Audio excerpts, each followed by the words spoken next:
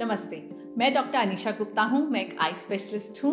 आज मैं आपको बताऊंगी कि कैटरैक्ट सर्जरी के बाद अगर रोशनी नहीं अच्छी आई है उसकी क्या क्या वजह हो सकते हैं। ऐसा होता है काफ़ी बारी कि कैटरैक्ट सर्जरी हो गई और ठीक ठाक हो गई, लेकिन उसके बावजूद पेशेंट को प्रॉब्लम रहती है कि मुझे दिखाई ठीक से नहीं दे रहा है। This is a common issue. कब होते हैं ये, आइए जानते हैं। सबसे कॉमन कॉज जो रहता है कैटरैक्ट सर्जरी के बाद, जिसमें आपकी रोशनी थोड़ी सी कम महसूस होती है, वो होता है रेजिडुअल रिफ्रैक्टिव एरर। जब हम कैटरैक्ट सर्जरी में आंख में लेंस फिट करते हैं, हमारी कोशिश ये रहती है कि नंबर मिनिमम रहे। मोनोफोकल लेंस में डिस्टेंस के हिसाब से विजन करेक्ट करते हैं, पास का चश्मा लगता है, और अगर हायर रेंज ऑफ आईओएल्स है, मल्टीफोकल्स या ईडॉफ हैं, तो उसमें पास के लिए भी चश्मे की नीड कम रहती है। लेकिन मोस्टली हम दूर के लिए कोशिश करते हैं कि निगाह ठीक रहे। अगर किसी वजह से वो लेंस की पावर एक्यूरेट नहीं डली है और दूर में थोड़ा नंबर बच रहा है, तो हाँ, आपको दिखाई देने में उतनी तसल्ली नहीं होगी और चश्मे के साथ ही दिखाई देगा, बिना चश्मे के दिखाई नहीं देगा।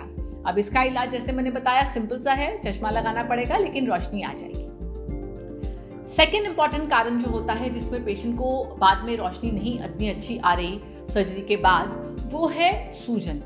आंख में, रेटिना में देखने वाले हिस्से पे मैक्युलर एडीमा होना, सूजन होना एक कॉमन चीज़ होती है। कैटरैक्ट सर्जरी इवेंचुअली एक सर्जरी है, ऑल्दो काफ़ी रिफाइंड और काफ़ी एडवांस हो चुकी है, लेकिन एक सर्जरी है। हर आंख डिफरेंट तरीके से बिहेव करती है।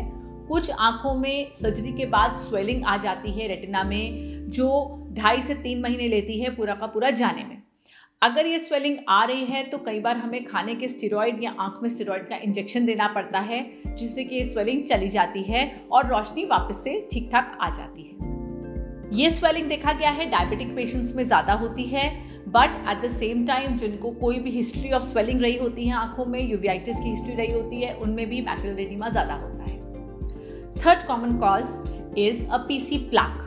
पीसी प्लाक मतलब होता है कि जहाँ मोतियाबिंद था, उस लेंस के पीछे जो झिल्ली है, जहाँ हम नॉर्मली नया लेंस फिट करते हैं, उस झिल्ली में ऑलरेडी एक वाइटनेस है जो निकल नहीं पाई during the surgery. Now this PC plaque अगर हम सर्जरी के दौरान ज़्यादा छेड़ाखानी करेंगे तो पीछे की झिल्ली फिट सकती है और फिर हमें लेंस डालने में दिक्कत होती है, इसलिए उसको जनरली छोड़ दिया जाता है। After about 6 months to 1 year एक छोटे से लेजर या कैप्सुलॉटमी से उस झिल्ली को निकाला जाता है, जिससे आपकी विजन परफेक्ट हो जाती है। अदर कॉमन कॉजेज, अगर आपकी विजन अच्छी नहीं आई है, रेटिना।